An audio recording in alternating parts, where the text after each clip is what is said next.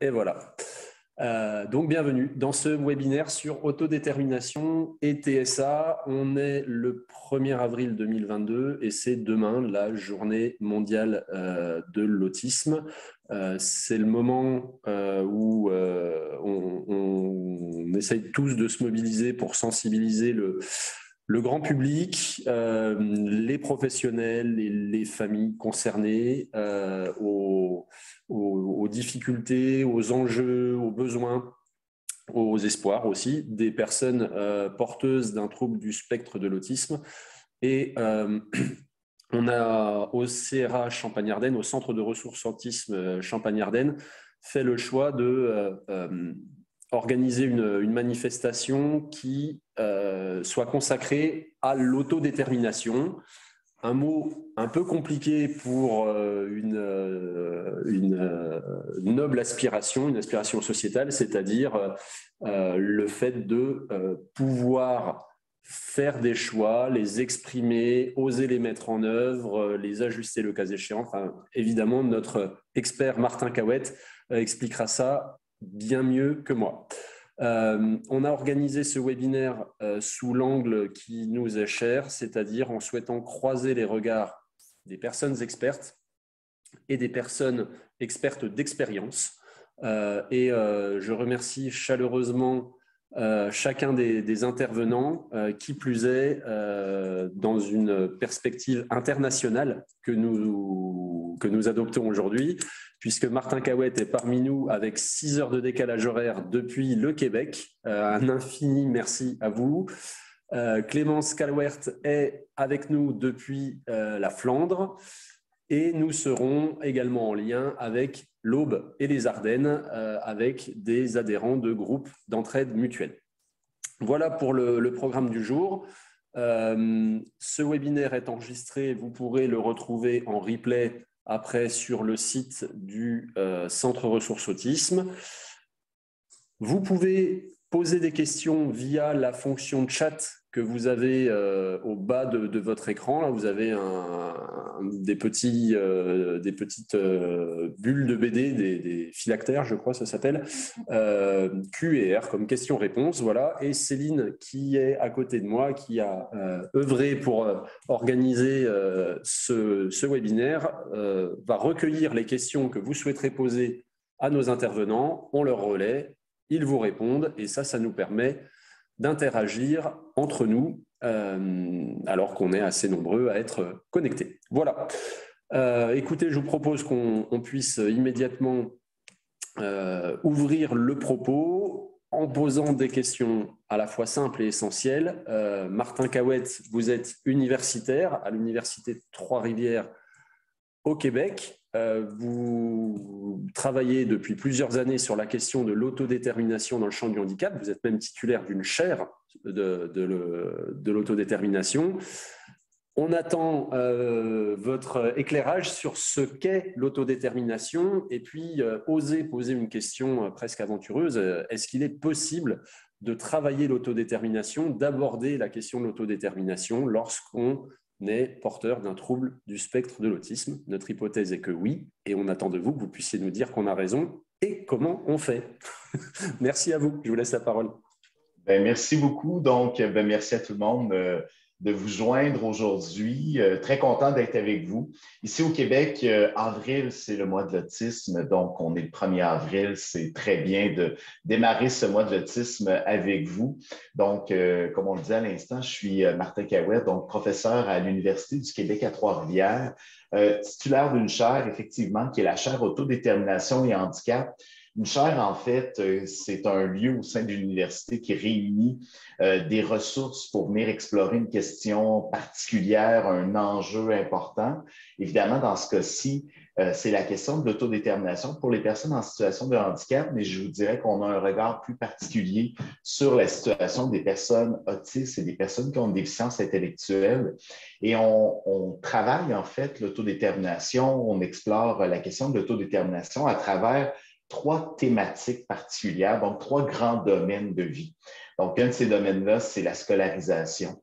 Donc, comment est-ce qu'il est possible de développer des pratiques pédagogiques qui vont favoriser l'émergence des capacités d'autodétermination, donc dès le plus jeune âge, à travers la participation à la vie scolaire, donc à la scolarisation en milieu ordinaire. Il y a toute la question également de l'habitat.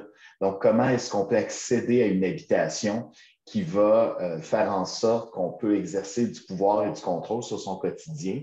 Et le troisième thème qu'on aborde, en fait, c'est vraiment celui de la question des activités socio-professionnelles. Donc, comment est-ce qu'on peut s'inclure, comment est-ce qu'on peut participer à la vie en société, avoir une occupation du temps qui est significative par le travail ou par d'autres activités valorisantes. Donc, c'est un peu le grand contexte général de la chaire. Sur le plan professionnel, moi, j'ai d'abord été un éducateur spécialisé et j'ajouterais un très fier éducateur spécialisé qui connaît bien et qui est toujours bien centré sur ses racines et sur l'expérience professionnelle. Et c'est un peu à travers un vécu personnel, un vécu professionnel, que la question de l'autodétermination, pour moi, m'est apparue centrale dans l'accompagnement des personnes en situation de handicap. Et dans le cas des personnes autistes, je pense que c'est un concept, en fait, que je vais prendre le temps d'aborder avec vous aujourd'hui, mais un concept central aussi pour bien situer l'autisme comme une expression de la diversité, en fait, humaine, un fonctionnement qui est neuroatypique, mais un fonctionnement, en fait, qui n'est pas nécessairement quelque chose qu'on doit caractériser comme un trouble. Et c'est pour ça que dans la présentation, je vais parler d'autisme, mais pas nécessairement de trouble du spectre de l'autisme, parce qu'il y a des nuances là aussi à faire, puis que je ferai en cours de route de présentation. Donc, je vous partage à l'instant mon écran parce qu'évidemment, les 2 dernières années nous ont habitués à avoir un support visuel. C'est beaucoup plus agréable comme ça. Donc, la question d'entrée de jeu, la question autodétermination et autisme, est-ce que c'est possible? Alors, je réponds bien sûr avec un grand oui à cette question-là. Donc, comme je le disais, au niveau de la chaire, j'ai présenté rapidement les différents travaux, les différents domaines sur lesquels on travaille. Et quand on parle d'autodétermination, la première chose, en fait, c'est important d'avoir une représentation juste de quoi il s'agit quand il est question d'autodétermination. J'en profite, en fait, parce que je ne l'ai pas fait, pour saluer vraiment les gens présents juste avant le démarrage. Je sais que vous êtes de différents secteurs, éducation nationale, secteur médico-social. Salutations particulières pour les personnes autistes, leurs familles qui sont présentes aussi aujourd'hui. J'ai toujours énormément d'humilité à parler d'autodétermination devant les principaux concernés parce que c'est de votre autodétermination dont il est question ici. La première définition qu'on se donne, il y en a plusieurs, mais la première que je vais vous amener, c'est celle-ci où on dit que s'autodéterminer, en fait, c'est exercer le contrôle qu'on souhaite exercer sur des dimensions importantes de sa vie. Donc, exercer du contrôle, exercer du pouvoir, en fait, ça dépasse simplement la possibilité de choisir ce qu'on va manger au petit déjeuner. Si le fait d'exercer du pouvoir et du contrôle, ça peut être effectivement, oui, sur des questions, sur des éléments du quotidien aussi simples que ceux-là, c'est aussi la volonté de permettre à chaque individu de pouvoir exercer un contrôle en fonction de ce qu'il désire exercer sur des dimensions fondamentales de la vie. L'endroit où je vais vivre, la façon dont j'occupe mon temps, les aspirations que je peux porter, en fait, c'est d'avoir la possibilité d'être dans un environnement, en fait, qui va me permettre d'exercer du pouvoir et du contrôle à la hauteur de ce que je souhaite effectivement exercer. Donc, évidemment, des gestes du quotidien comme le fait de faire des choix, prendre des décisions, c'est effectivement des manifestations d'autodétermination, mais il y en a d'autres aussi qu'on va prendre le temps d'explorer aujourd'hui, notamment le fait de prendre des initiatives, avoir la possibilité de prendre des initiatives, avoir la possibilité de faire valoir ses droits, avoir la possibilité, par exemple, de se fixer des buts et les atteindre. Ce sont d'autres manifestations d'autodétermination qui sont tout aussi importantes. Et évidemment, l'autisme a des manifestations diverses, peut s'accompagner parfois d'une déficience intellectuelle, peut s'accompagner de certains défis particuliers. Et évidemment, l'autodétermination, en fait, elle est possible pour tous, mais elle va se manifester de façon différente. Donc, évidemment, si moi, je suis une personne autiste qui compose avec une déficience intellectuelle, qui a peut-être également des difficultés ou des défis particuliers à relever sur le plan de la communication, ma façon d'exprimer et d'exercer mon autodétermination va s'ajuster également à cette réalité-là. Donc, je vais y revenir pour donner des exemples plus concrets, mais ce qui compte ici, de se rappeler, c'est que l'autodétermination, en fait, c'est l'affaire de tous. Donc, il n'y a pas une catégorie de personnes qui peut effectivement s'autodéterminer. C'est un enjeu qui est présent pour tous les êtres humains. Moi, j'ai commencé à travailler sur les questions de l'autodétermination de façon plus intensive autour de 2010-2011. Dans les 10 dernières années, je pense que il y a eu un intérêt croissant pour l'autodétermination, mais ce qu'on vient de vivre et ce qu'on est en train de vivre, en fait, depuis 2 ans à travers la pandémie, je pense, met encore plus en relief l'importance de l'autodétermination pour tous les êtres humains. C'est-à-dire qu'avant même de parler de l'autodétermination pour les personnes en situation de handicap, on peut prendre un instant aussi puis s'arrêter à l'autodétermination comme un besoin qui est fondamental, en fait, pour tous les êtres humains. Et pendant une des périodes de confinement qu'on a vécues au Québec, comme vous l'avez vécu également en France, je me rappelle d'un ami un jour qui m'a dit, on avait un couvre-feu en soirée et il me disait, pour moi, ce qui est difficile, ce n'est pas de ne pas pouvoir sortir après 20 heures, on avait un couvre-feu à 20 heures à ce moment-là, c'est de savoir que je ne peux pas sortir. Si j'avais la possibilité de sortir, je resterais peut-être à la maison, mais pourtant, c'est là, en fait, que c'est ce que je trouve le plus difficile. Et l'autodétermination, c'est un besoin fondamental de tous les êtres humains. On a tous besoin d'exercer du pouvoir et du contrôle sur notre vie. Donc, à partir du moment où on reconnaît l'autodétermination comme un besoin fondamental, bien, on va aussi parfois être en mesure de reconnaître qu'à travers certains comportements, il y a un besoin d'autodétermination qui est en train de se manifester. Et c'est pour ça que je vous mets un peu toutes ces photos à l'écran pour se rappeler aussi que l'autodétermination, c'est un besoin fondamental qui va s'exprimer tout au cours de la vie. Donc, du plus jeune âge, de l'enfant tout jeune qui apprend, par exemple, vers l'âge de 2-3 ans à utiliser ce mot non, la terrible phase du non, comme certains l'appellent. Mais quand je suis en train d'apprendre à utiliser ce mot non, le mot non, c'est une façon d'exercer du pouvoir et du contrôle parce qu'il y a quelque chose de fantastique. Je suis un tout petit et sachant utiliser le mot non, en fait, je me rends compte qu'autour de moi, il y a des choses qui s'arrêtent, il y a des choses qui deviennent possibles et je peux contrôler mon environnement.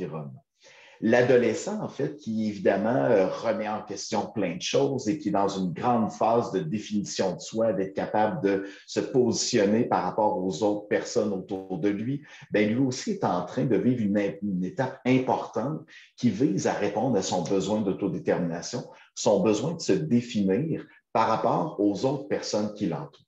Et on pourrait continuer comme ça à toutes les phases de la vie, jusqu'à la toute fin de la vie, ou même à la toute fin de la vie, quand je suis parfois en perte de certaines capacités, bien, la personne âgée va aussi avoir besoin d'avoir un certain contrôle sur ce qui lui arrive. Et c'est parfois ce qui va faire en sorte que certaines personnes âgées, par exemple, vont insister pour demeurer à domicile, demeurer chez soi, pour éviter d'aller en maison de retraite parce qu'elles veulent conserver ce pouvoir, ce contrôle sur leur quotidien et sur leur vie. Donc, ce besoin-là fondamental, il est présent à travers toutes les dimensions de la vie. On va souvent dire que l'enfance, l'adolescence, c'est une étape qui va nous permettre de développer nos capacités à nous autodéterminer. Donc, on apprend à faire des choix, on apprend à prendre des décisions, on apprend également nos préférences, nos intérêts, on apprend à manifester ces intérêts, ces préférences-là. Il y a une période clé qui est celle du début de l'âge adulte.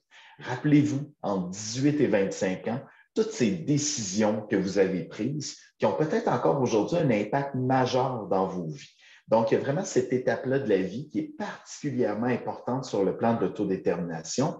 Et évidemment, l'âge adulte, c'est une période où on va plus ou moins habilement continuer à exercer notre autodétermination et où ça va prendre, en fait, là, on est vraiment, l'autodétermination va culminer pendant cette période. Je vais y revenir tout à l'heure, mais évidemment, on ne naît pas en sachant s'autodéterminer. C'est quelque chose qui va s'apprendre à toutes les étapes de la vie. Et lorsqu'on doit composer avec une situation de handicap, ça va poser des enjeux particuliers. Donc, sur le plan de la recherche, ce qu'on sait, c'est lorsqu'on compare, en fait, le niveau d'autodétermination de différents sous-groupes de la population, il y a vraiment 2 sous-groupes qui vont avoir un niveau d'autodétermination qui va poser des défis particuliers, c'est effectivement les personnes qui ont une déficience intellectuelle et les personnes autistes. Pour des raisons différentes que je vais vous expliquer, mais évidemment, ça va être les personnes en situation de handicap de façon large vont rencontrer des défis plus importants pour être en mesure d'exercer leur autodétermination. Je vous le dis tout de suite, on pourrait s'imaginer que ça découle tout ça de leurs caractéristiques personnelles. C'est une partie de la réponse, mais ce n'est pas toute la réponse. Parce que la réponse, en fait, il faut la chercher beaucoup plus du côté de l'environnement. C'est-à-dire que si une personne est capable de faire des choix, de prendre des décisions, d'exprimer des préférences, mais que dans son environnement de vie, il n'y a personne pour tenir compte de ses préférences, pour écouter ses choix, pour respecter ses décisions, bien, sa possibilité réelle de s'autodéterminer va être d'autant plus limitée. Donc, la capacité d'une personne autiste de s'autodéterminer va découler aussi de la capacité de son environnement à être à l'écoute de cette autodétermination-là, de la favoriser, de la promouvoir, de reconnaître et de rendre possible, en fait, différentes prises d'initiative dans cet environnement. Donc, je vous ai mis ici, et je vais prendre le temps, en fait, de décliner un peu les différentes composantes. Je vous ai mis, je dirais, un schéma qu'on utilise très fréquemment pour mettre de l'avant ce qu'est l'autodétermination. Et si vous regardez ce schéma tout en haut, vous avez une bulle à gauche qui est ce qu'on appelle les capacités, donc les capacités d'une personne à s'autodéterminer. Donc, tout à l'heure, je vous en ai nommé quelques-unes, prendre des initiatives, faire des choix, prendre des décisions, exprimer des préférences, promouvoir ses droits. C'est des capacités à s'autodéterminer qui vont se développer chez une personne et qui vont découler de deux choses importantes, qui vont découler des apprentissages qu'elle a l'occasion de faire. Donc, je pense à vous qui êtes du côté de l'Éducation nationale. C'est donc dire que lorsqu'on est enfant, lorsqu'on est adolescent, être capable, et ça se poursuit à l'âge adulte, faire des apprentissages de base comme être capable d'exprimer des préférences, c'est des choses en fait qui peuvent s'apprendre dans un environnement pédagogique qui va favoriser l'autodétermination. Dans les dernières années, je vous donne quelques exemples ici au Québec. J'ai accompagné beaucoup d'équipes et avec l'équipe de la chaire, en fait, on a fait plusieurs travaux justement en milieu scolaire de façon à orienter les programmes pédagogiques qui sont dédiés plus spécifiquement aux élèves qui ont une déficience intellectuelle ou autisme pour intégrer des apprentissages de base fondamentaux comme ceux-là. Et comme tout apprentissage, bien, parfois, on se trompe, on fait des erreurs et on doit s'ajuster. Donc, prendre une initiative, ce n'est pas nécessairement prendre la bonne initiative. Parfois, on peut prendre une initiative et se mettre carrément les pieds dans les plats. Par contre, ce qui est important là-dedans, c'est de renforcer et de valoriser ces prises d'initiative-là, malgré le fait qu'on peut parfois se tromper. Ça veut dire être capable de reconnaître comme pédagogue que j'ai devant moi quelqu'un qui a peut-être pris une initiative, qui s'est trompé, mais de valoriser cette prise d'initiative-là et ensuite être capable d'agir, bien sûr, pour que l'apprentissage réajuster les actions, mais de reconnaître que ce que je cherche à provoquer, en fait, chez les élèves, ce sont des comportements qui vont être proactifs. Donc, de renforcer les comportements de proactivité et d'éviter de renforcer les comportements de passivité. Je vous donne un petit exemple de ça, très personnel, en fait, que j'ai vécu il y a de ça plusieurs années avec ma fille la plus âgée.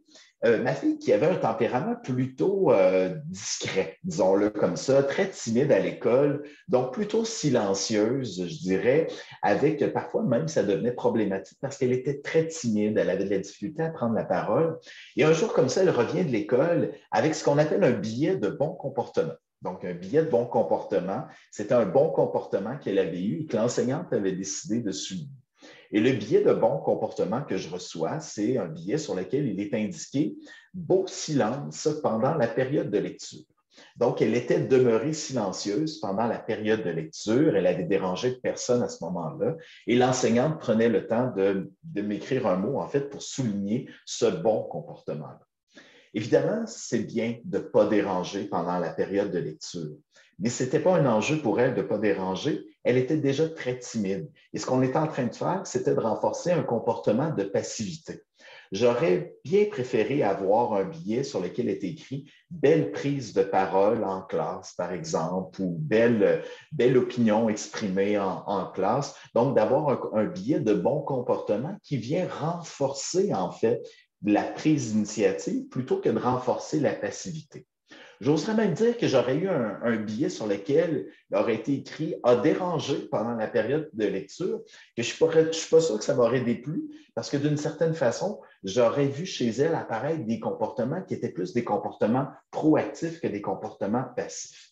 Et là, j'ai envie de glisser un mot, notamment pour les parents qui sont peut-être parmi l'audience. La plus belle sécurité qu'on peut avoir quand nos enfants sont devenus adultes, c'est leur capacité à prendre des initiatives pour demander de l'aide quand ils en ont besoin, pour aller chercher le soutien nécessaire.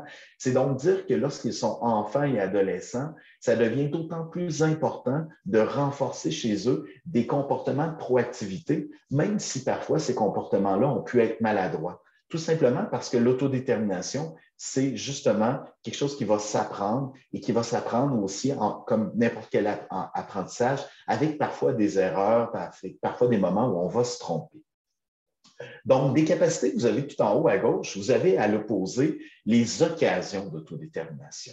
Et là, je pense entre autres, j'ai parlé notamment aux gens de l'Éducation nationale au niveau des occasions pédagogiques qu'on va créer, mais sur le plan social, sur le plan de l'environnement, qu'on parle d'un environnement de travail, un environnement résidentiel, un environnement occupationnel, ça devient indispensable de créer des contextes qui vont permettre en fait de vivre des expériences qui vont favoriser l'autodétermination. Donc, vivre des expériences, c'est créer des occasions, en fait, qui, en quelque sorte, vont permettre à une personne de faire des choix, de prendre des initiatives, d'exprimer des préférences. Et là-dessus, il y aurait beaucoup de choses à dire, mais un des environnements, pour moi, qui est important, c'est l'environnement résidentiel, donc le milieu de vie. Dans un milieu de vie, chez vous, chez moi, il y a des choses sur lesquelles on exerce du pouvoir et du contrôle. Des éléments tout simples comme la décoration des lieux, l'organisation de nos journées, des préférences qu'on va avoir, des préférences alimentaires, des choix qu'on va faire dans notre quotidien. Tous ces éléments-là, en fait, deviennent des leviers qui vont permettre à une personne d'exercer du pouvoir et du contrôle et d'avoir une vie qui correspond véritablement à ses aspirations. Maintenant, je ne veux pas être utopique et je suis conscient des défis que ça vient poser, par exemple sur le plan de la communication. Et c'est là que ça devient intéressant. Tout à l'heure, on va avoir quelqu'un qui va aborder ces enjeux-là de communication. Quand on crée un environnement qui vient favoriser l'expression de la communication en tenant compte des caractéristiques de la personne, c'est une des stratégies importantes qui va permettre à une personne de pouvoir s'autodéterminer. Donc, si j'ai la possibilité d'accéder, par exemple, à des outils de communication qui me permettent d'exprimer des intérêts, des préférences, déjà là, c'est un levier important pour créer un environnement qui me permette de m'autodéterminer. Et d'ailleurs, spontanément, quand on apprend un mode de communication alternatif, observez simplement les premiers mots, souvent qui vont faire partie, ou les premières expressions qui vont faire partie de ces modes de communication alternatifs. Souvent, c'est des mots essentiels comme oui, non, j'aime, je voudrais, je préfère. Donc, des mots qui permettent aussi d'affirmer un certain nombre de choses. Tout au centre, vous avez dans le schéma ici quelque chose d'important, quelque chose qui concerne les perceptions et les croyances. Tout à l'heure, j'ai dit quelques mots là-dessus, mais ici, je vais insister. La possibilité réelle de s'autodéterminer va découler également de la conviction forte qu'il est possible effectivement de s'autodéterminer lorsqu'on est une personne autiste. Donc, évidemment, si moi, comme personne autiste, je cherche à m'autodéterminer, mais qu'autour de moi, les gens ne croient pas que c'est quelque chose qui est possible, les gens me considèrent porteur d'un trouble, ou les gens autour de moi ne réussissent pas, en quelque sorte, à comprendre ma façon d'exprimer mes besoins fondamentaux, bien évidemment, la possibilité réelle de m'autodéterminer va en être d'autant plus limitée. Donc, les perceptions, les croyances, c'est d'abord les perceptions et croyances de ceux qui font partie de ce que moi j'appelle l'environnement proximal. Mes proches, les professionnels qui travaillent auprès de moi, les gens que je vais côtoyer, les membres de ma famille. Donc, quelle est la croyance, la conviction que j'ai que la personne autiste qui est près de moi peut effectivement s'autodéterminer? Il y a aussi un niveau de perception et de croyance, en fait, plus large, qui est les perceptions et croyances des gens qui vont faire partie des environnements un petit peu plus élargis. la personne que je vais croiser à l'épicerie, la personne qui fait partie, le gestionnaire de l'établissement médico-social où je reçois des services. Donc, des gens qui sont un petit peu plus à distance de moi, mais dont le rôle a un impact, en fait, sur mon quotidien. Et plus largement, en fait, les perceptions, les croyances liées à l'autodétermination vont aussi être transposées à travers des éléments plus larges, les politiques sociales, la culture, la façon dont, par exemple, les médias vont communiquer au sujet des personnes autistes. Une des études qu'on a menées dans les dernières années, c'est justement d'aller voir, par exemple, pour l'ensemble des personnes en situation de handicap, comment on communique à leur sujet dans les médias. Et une des études qu'on a fait, ça a été d'aller voir les cinq plus grands journaux québécois sur une période de 5 années. On a extrait en fait tous les articles de journaux qui parlaient des personnes en situation de handicap pour être capable de voir si dans ces articles-là, on mettait en valeur en fait les compétences, les capacités des personnes, ou on était plus centré sur les vulnérabilités, les difficultés.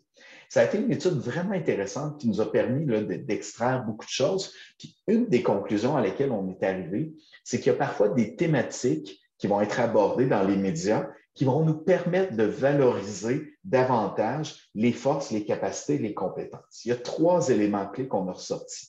Quand on parle, par exemple, au niveau des personnes en situation de handicap, des réalisations de nature sportive, quand on fait rayonner les réalisations sportives des personnes, on met davantage l'accent sur leurs forces, leurs capacités, leurs compétences. Même chose quand il est question des réalisations plus d'ordre artistique.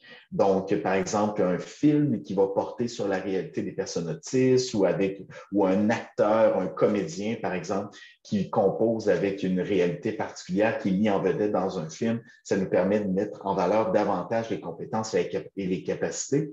Et le troisième élément, ce sont les journées thématiques. Comme on le vit, le mois de l'autisme ou la journée de l'autisme qui est à nos portes, quand on a de ce type d'événements dans l'actualité et qu'on perce en fait les médias, ça permet d'envoyer une image plus positive des personnes en situation de handicap et plus particulièrement des personnes autistes.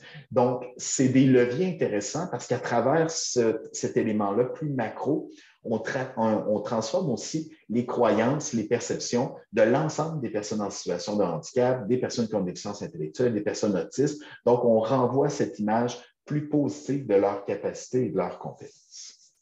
Donc, perception, croyance, vous avez en fait ce grand cercle tout au centre avec 4 composantes essentielles. Pour chacune d'elles, je pourrais vous dire tellement de choses, mais je vais y aller là, de façon peut-être un petit peu plus brève pour dire que lorsqu'on travaille l'autodétermination et qu'on en fait un objectif dans l'accompagnement des personnes autistes, il y a 4 dimensions qu'on va considérer que vous avez là. La première dimension, en fait, que je veux mettre de l'avant, c'est la dimension de l'empowerment psychologique. Je vous promets, c'est le seul terme anglophone de ma présentation, parce que quand on parle d'empowerment, en fait, l'empowerment, c'est le développement du pouvoir d'agir. Mais avant de développer le pouvoir d'agir, encore faut-il que je sois capable de me percevoir comme étant légitime, comme étant quelqu'un qui peut faire des choix, qui a le droit de faire des choix, qui a la capacité de faire des choix. Donc, à chaque fois qu'on intervient pour renforcer cette perception-là d'avoir le pouvoir d'agir, on vient travailler sur cette dimension-là. Et parfois, on va observer en fait certaines difficultés sur ce plan-là, notamment chez des personnes qui vont avoir intégré en fait cette espèce de perception-là qu'ils ne sont pas légitimes d'agir. Et souvent, ça va se manifester par des comportements de passivité. Donc, des personnes qui vont être très passives, même pour la prise d'initiative dans le quotidien par rapport à des besoins de base, par rapport à des éléments tout simples. Donc, parfois, c'est des gens qui ont été découragés, en fait, dans des comportements de proactivité et qui ont appris, en fait, ce qu'on va appeler la motivation, l'absence de motivation. Donc, ils vont avoir adopté vraiment des comportements de passivité. Donc là, il y a un ensemble d'interventions qui peut être réalisé pour développer ce pouvoir d'agir. La deuxième dimension sur laquelle je veux vous amener, c'est la dimension de l'autorégulation. Donc, évidemment, on est dans le cœur des défis particuliers pour les personnes autistes quand il est question de l'autodétermination, pour toutes les raisons que vous connaissez déjà. L'autorégulation, en fait, c'est un enjeu important pour les personnes autistes. Et l'autorégulation, en fait, c'est toute cette capacité-là, entre autres, à s'ajuster en fonction des informations et des stimuli de notre environnement. Donc, toutes les interventions qu'on fait en soutien à cette autorégulation-là, c'est une dimension importante qui va mener et qui contribue au potentiel, aux capacités d'autodétermination. Deux autres composantes, la composante de l'autonomie comportementale. Donc, évidemment, quand j'ai commencé à faire des interventions, notamment sur le plan de l'autodétermination, notamment en France, une des choses qu'on me disait souvent, ah ben l'autodétermination, c'est la même chose que l'autonomie. Vous, vous appelez ça autodétermination. Nous, on appelle ça autonomie. Donc, c'est important de voir que l'autodétermination, c'est quelque chose qui est plus large que l'autonomie. L'autonomie, c'est une composante de l'autodétermination, mais l'autodétermination ne se résume pas à l'autonomie. Et je vous dirais que dans notre compréhension très occidentale du concept d'autonomie, on utilise beaucoup le mot autonomie comme un synonyme, en fait, de l'indépendance. Donc, souvent, quand on fait la promotion de l'autonomie, au final, ce qu'on fait, c'est promouvoir beaucoup plus l'indépendance. Je suis autonome, je suis capable de faire ça. Alors que l'autonomie, ce n'est pas le fait d'agir seul, c'est le fait d'être capable d'agir pour soi. Donc, moi, pour avoir travaillé, par exemple, auprès de personnes polyhandicapées qui ont des limites importantes sur le plan physique, évidemment, il y a des secteurs de leur vie dans lesquels ils ne pourront jamais agir seuls. Ils ont toujours besoin du soutien des autres. Par contre, ils sont capables d'avoir des stratégies pour manifester des intérêts, des préférences qui leur permettent d'agir pour soi plutôt que d'agir seul. Et la véritable autonomie, elle est là. Donc, pour moi, c'est important de le nommer parce que je ne veux surtout pas porter une vision utopiste où, en fait, on s'imagine que tout le monde devient indépendant en tout. On est tous interdépendants. Donc, promouvoir l'autonomie dans le sens de l'indépendance, c'est un peu une espèce d'idée, en fait, fausse qui fait en sorte qu'on met des gens en échec parce que, notamment sur le plan résidentiel, pour certaines personnes en situation de handicap, cette indépendance-là, en fait, elle n'est pas accessible, elle n'est pas réaliste. Par contre, être capable d'agir pour soi, c'est, par exemple, avoir l'occasion de demander du soutien, d'aller chercher de l'aide quand j'en ai besoin. Donc, moi, si j'ai, par exemple, aujourd'hui à me déplacer, j'utilise souvent mon GPS dans mon véhicule, j'en ai besoin pour me déplacer. Et c'est un soutien. Est-ce que ça fait de moi quelqu'un qui est moins autonome? Pas du tout, parce que je suis en mesure d'aller chercher le soutien dont j'ai besoin. Donc, pour les personnes autistes, c'est justement cette idée-là de l'autonomie qu'il faut mettre de l'avant, cette idée d'avoir la possibilité d'aller chercher, donc d'être celui qui va initier la demande de soutien. Et là, je pense aux gens qui sont des accompagnateurs dans le secteur médico-social ou encore même dans le secteur de l'éducation. Ça veut dire parfois attendre la demande d'aide plutôt qu'être toujours au devant des demandes d'aide qui vont et d'anticiper en fait toutes les demandes. C'est laisser l'occasion parfois à certaines personnes d'être l'auteur de leur demande d'aide, de leur laisser l'occasion de venir chercher le soutien. Je me rappelle d'une intervenante un jour dans une des formations que j'ai données qui me disait, pour moi, la chose la plus difficile dans mon travail, c'est d'attendre. Parce que parfois, j'anticipe toutes les demandes, donc je m'active et quand je m'active, je me sens compétente. Et là, vous êtes en train de me dire que parfois, je devrais attendre la demande de soutien. Agir puis soutenir, en fait, une personne, c'est parfois justement être présent en appui, en fait, à sa demande, plutôt que de prendre en charge des domaines de sa vie, alors qu'elle n'a même pas eu l'occasion de me faire une demande à ce sujet. Donc, l'autonomie comportementale, quatrième dimension importante, celle de l'autoréalisation, que personnellement, j'aime bien résumer en disant c'est l'occasion de rayonner. L'autoréalisation, pour chaque personne, on a tous besoin d'avoir cette opportunité-là dans notre vie de rayonner, d'être reconnu dans ses forces, dans ses compétences, d'avoir la possibilité de contribuer en fait à quelque chose qui est plus grand que nous, de pouvoir participer, d'être reconnu dans ses forces. Donc, les occasions d'autoréalisation, c'est ces moments-là en fait où je vais développer un sentiment de fierté, de reconnaissance pour quelque chose en fait que j'ai la possibilité de réaliser, auquel j'ai la possibilité de contribuer. Et de façon générale, pour toutes les personnes en situation de handicap, ben, elle se retrouve souvent dans cette posture-là d'être celle qui reçoit de l'aide, qui reçoit du soutien. Donc, le questionnement qu'on peut se poser, c'est à quel moment est-ce que cette personne-là elle-même est en mesure de contribuer, d'avoir un apport à quelque chose d'important. J'ai dans mon bureau une toile magnifique, en fait, qui a été produite par une personne polyhandicapée. Et quand j'ai fait l'achat de cette toile-là, une des choses qu'on m'a demandé, c'est de poser la toile sur mon mur, évidemment, et de prendre une photo de moi avec la toile pour amener la personne polyhandicapée, de l'aider à faire le lien entre la contribution artistique qu'elle a eue, l'apport que ça a eu pour moi, puis en fait, d'aider cette personne-là à s'approprier un sentiment de fierté qu'à travers une réalisation artistique qu'elle fait au quotidien, ben, c'est venu améliorer l'environnement, mon environnement de travail à moi. Et ça, pour moi, c'est un exemple d'autoréalisation. Et pour toute personne, on a besoin de ça. Moi, j'aime bien dire aux professionnels, en fait, c'est quand la dernière fois que vous avez dit merci à une personne que vous avez accompagnée pour sa contribution à elle, pour une contribution qu'elle peut avoir eue, elle, dans son quotidien. Donc, développer l'autoréalisation, donc travailler cette dimension-là chez une personne, c'est un autre levier important au développement de l'autodétermination. Je vous amène ailleurs un peu, en fait, et le temps file, évidemment. Je voulais vous nommer un peu pour quelques clés importantes là, pour bien comprendre ce que c'est que l'autodétermination, puis quelques enjeux souvent qui reviennent quand il est question d'autodétermination. Je vous ai mis des pensées ici ou des réflexions parfois que certaines personnes peuvent avoir au niveau de l'autodétermination. C'est un peu moi ce que j'appelle des fausses croyances, en fait, autour de l'autodétermination. D'abord, s'autodéterminer, ça ne veut pas dire je fais ce que je veux comme je veux quand je veux. Hein, ça serait bien chouette des fois dans la vie d'avoir cette possibilité-là, mais s'autodéterminer, ça ne veut pas dire non plus sur le plan de l'accompagnement qu'on laisse tomber toutes les barrières, qu'il n'y a plus de limites, ou encore comme professionnel dans le secteur de l'accompagnement, par exemple, ou comme parent même, on ne met plus aucune limite. Au contraire, les cadres, c'est des choses extrêmement importantes. Poser un cadre, rencontrer des limites, c'est quelque chose d'important dans la vie. On ne s'autodétermine pas dans l'absolu, on s'autodétermine en fonction des cadres, en fonction des limites, en fait, qui sont présentes dans notre environnement.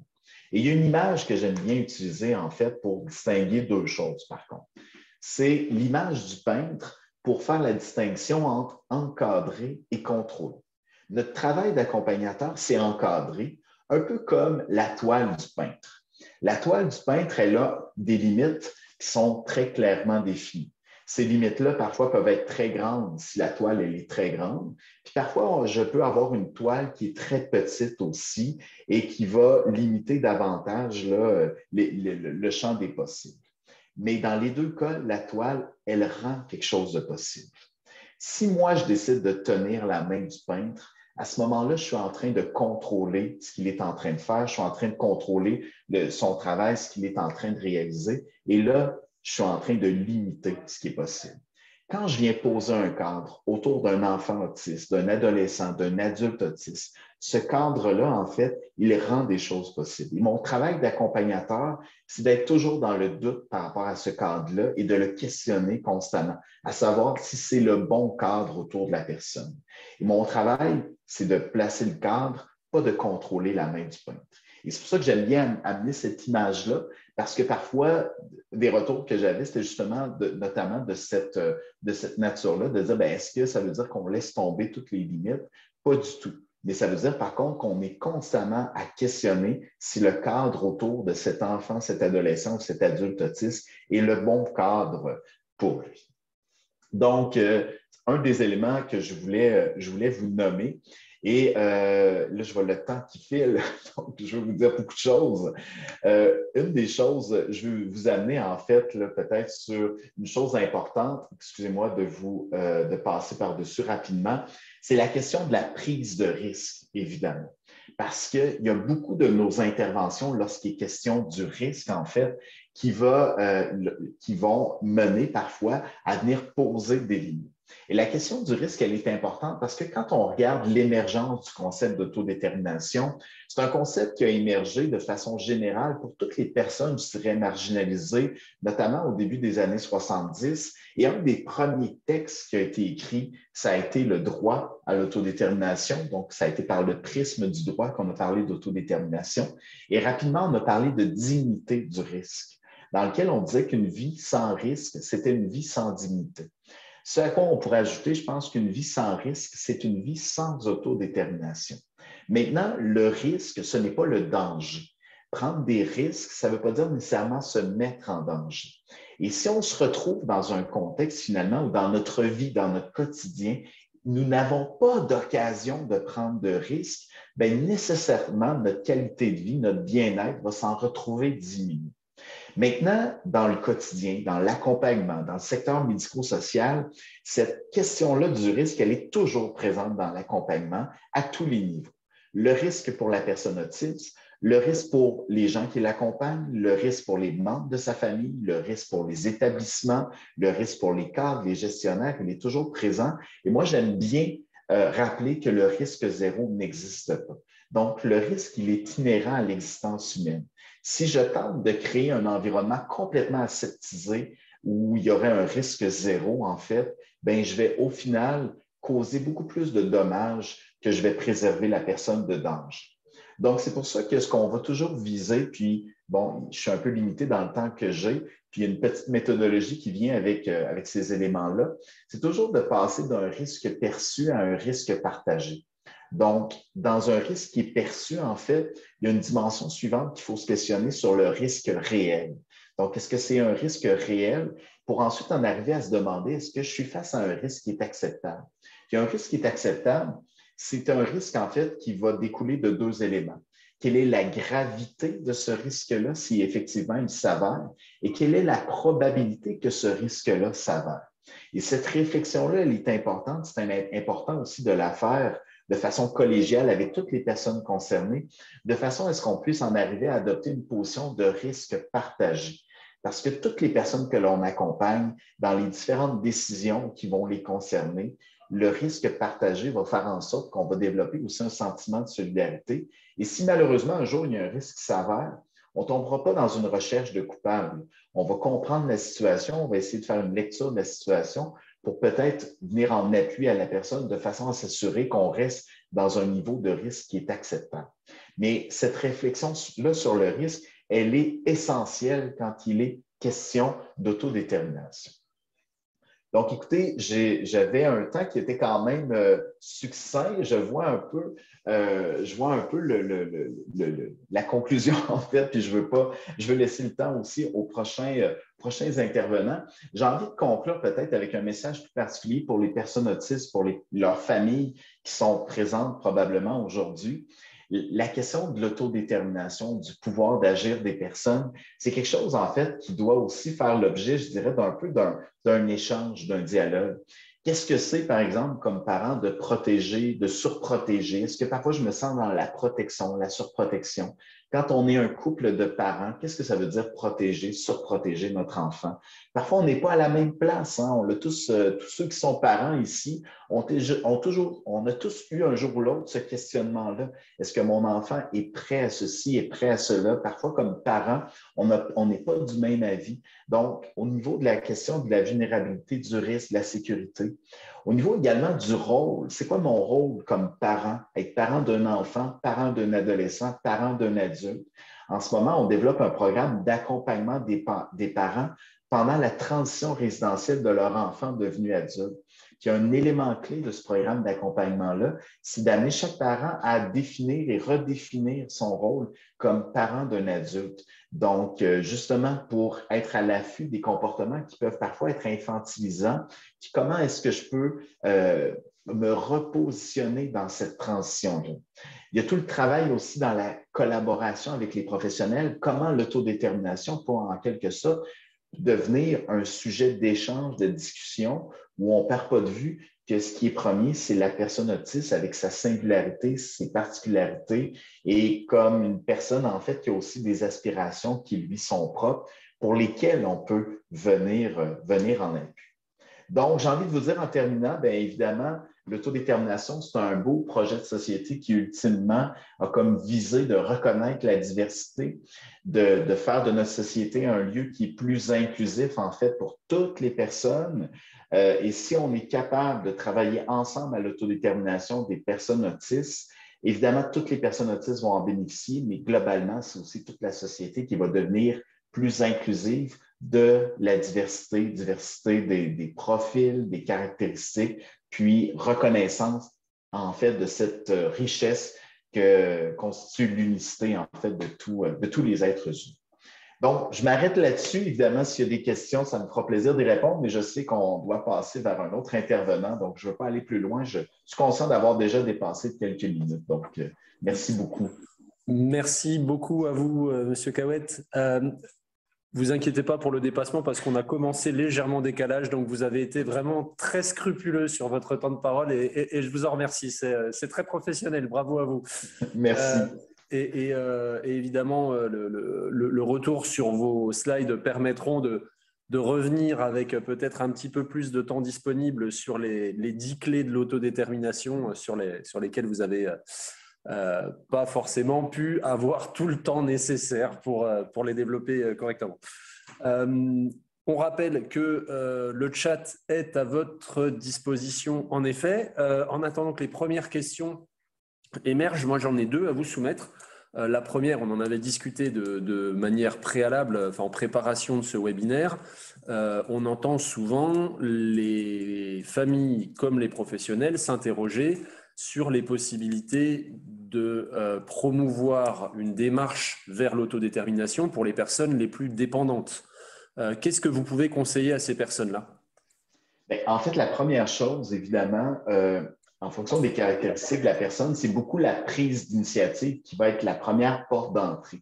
La première chose, moi, que je mets de l'avant, en fait, c'est comment est-ce qu'on est capable de reconnaître, d'observer des manifestations d'intérêt, de préférence, de prise d'initiative. Donc, même pour les personnes qui ont un niveau de dépendance important dans le quotidien, en fait, est-ce qu'on est capable de créer des environnements qui vont nous permettre de reconnaître ces initiatives-là, ces préférences-là? Je vous donne un exemple très concret. Par exemple, si on fait l'utilisation d'une salle sensorielle, comment est-ce que dans cet environnement-là, on est capable de reconnaître que la personne a peut-être des préférences sensorielles, des intérêts particuliers? Et souvent, ça va passer par une lecture aussi du non-verbal. Quand je pense, par exemple, à des personnes qui n'ont pas nécessairement une capacité de s'exprimer. Donc, déjà, d'être capable de reconnaître ça et comme parent, comme professionnel, c'est souvent impressionnant votre capacité à faire la lecture parfois d'un son, d'un geste, d'une mimique, en fait, d'une expression faciale, d'être capable d'associer parfois ce langage-là non-verbal à des intérêts, des préférences. Donc, toute cette capacité que vous avez à reconnaître ça, c'est souvent un premier levier pour reconnaître les manifestations d'autodétermination et ensuite être capable d'en tenir compte dans l'environnement qu'on va mettre en place autour de la personne. Donc, moi, je vous dirais, là où il y a un enjeu important, c'est d'être capable de communiquer, je dirais, l'expertise que vous avez développée pour faire cette lecture-là des intérêts, des préférences. Moi, j'aime bien faire la promotion, par exemple, de carnet de vie ou de portfolio, des outils, des fois, qui nous permettent de communiquer, puis en quelque sorte, de faire en sorte qu'à travers la vie de la personne, cette expérience-là puisse aussi se partager d'un professionnel à l'autre, d'un milieu de vie à un autre.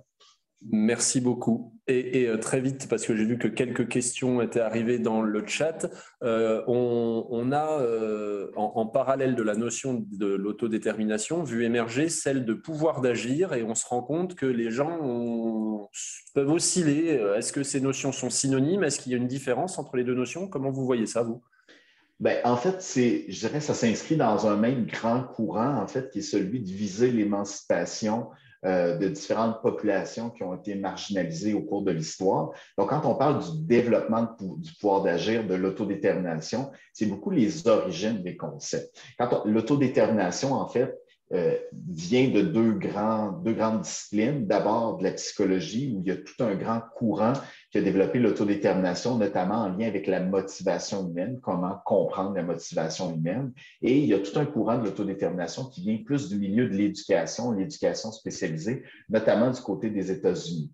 Donc, c'est un peu le grand courant. Quand on parle du pouvoir d'agir, du développement du pouvoir d'agir, bien, en fait, c'est très convergent avec l'autodétermination parce que s'autodéterminer, c'est une façon d'exprimer son pouvoir d'agir, c'est une façon de développer. Mais l'expression plus développement du pouvoir d'agir vient beaucoup du secteur du travail social, entre autres, pas seulement, mais c'est beaucoup plus, ça découle davantage, en fait, de ce type de discipline-là, où on met de l'avant la capacité aussi des groupes à exercer ensemble du contrôle du pouvoir sur leur quotidien. Donc, quand on pense, par exemple, à des mouvements qui viennent réunir les personnes par exemple, les personnes autistes pour être capables de faire valoir leurs droits, tous les mouvements de pair aidance, d'usagers partenaires, d'usagers ressources, c'est vraiment un grand courant, en fait, qui s'inscrit dans le développement du pouvoir d'agir. Mais évidemment, l'un et l'autre sont liés directement.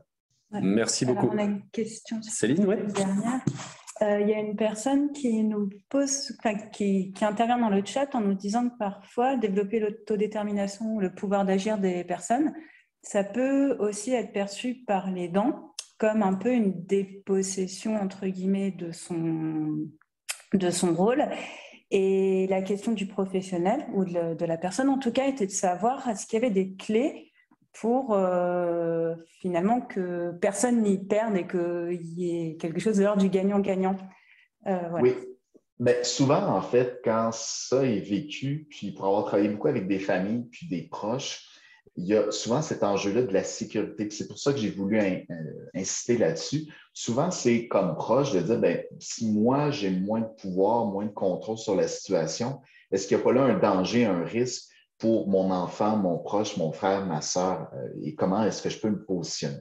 Évidemment, si j'amène le développement de l'autodétermination de la personne en disant, bien, dorénavant, moi, je ne travaille qu'avec la personne et bon, ce qu'en pense la famille, les proches, je suis dans une visée d'autodétermination, je fais abstraction des proches, bien, en fait, là, il y a un risque, c'est celui de créer des conflits de loyauté, puis de retrouver, en fait, de placer la personne davantage en difficulté. L'idée de travailler l'autodétermination, c'est de développer aussi l'autodétermination de ce micro, comment je dirais, cette unité familiale aussi. Donc, si déjà, quand je travaille avec le parent, quand il est en bas âge, en prenant une posture aussi où je valorise l'autodétermination du parent et que moi, je me place en soutien au développement de ses compétences parentales et je reconnais qu'il a une expertise par rapport à son fils, par rapport à sa fille et que moi, j'ai une expertise par rapport à une réalité. Donc, moi, je suis peut-être expert de l'autisme, mais lui, il est expert de son enfant. C'est au croisement qu'on se rend compte et quand on met ces expertises-là ensemble, c'est là qu'on peut soutenir au mieux son enfant, finalement, à toutes les étapes de sa vie. Donc, c'est sûr que pour moi, l'idée, le pouvoir d'agir, ce n'est pas une tarte qu'on se partage, ce n'est pas quelque chose où il y a des morceaux. Pour moi, comme parent, je me sens beaucoup plus en sécurité si je sens que mon enfant est capable de prendre des initiatives puis venir demander de l'aide. Donc, c'est sûr que dans l'idéal, on travaille cette réalité-là dès le plus jeune âge, justement pour éviter que le parent se perçoive comme dépossédé d'un pouvoir à certains moments de sa vie. Mais c'est un dialogue, ça passe aussi beaucoup par la représentation que le parent va avoir de son enfant. Parce que moi, comme parent, je perçois que mon enfant, il va avoir peut-être une vie unique, différente, peut-être pas dans la norme, mais qu'à travers cette vie-là, bien, il va avoir aussi des intérêts, des préférences. Donc, ça veut dire d'accompagner aussi le parent dans la redéfinition de son. J'aurais énormément de choses à dire sur cette question-là parce que je suis bref, là, mais effectivement, là, le point, ce que vous venez de pointer, la personne qui a posé la question, c'est effectivement un enjeu essentiel. Puis parfois, accompagner le parent, c'est prioritaire sur l'accompagnement de la personne parce qu'il a un rôle clé dans l'environnement familial qui va être plus ou moins favorable à l'autodétermination de son enfant. Okay. Merci beaucoup. Une autre question peut-être encore ou...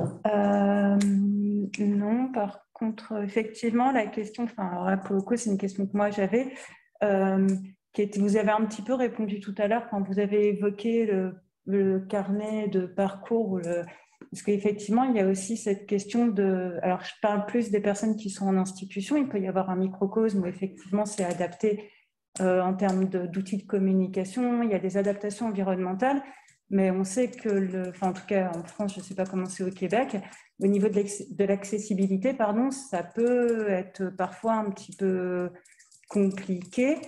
Et du coup, je me posais la question de savoir s'il y avait des petits leviers qui pouvaient exister. Alors, vous avez parlé de la formation et de la sensibilisation des personnes, le carnet de parcours. Mais en tout cas, comment on peut favoriser la projection un petit peu de ce pouvoir d'agir ailleurs que dans les institutions, quand l'environnement n'est pas forcément toujours adapté?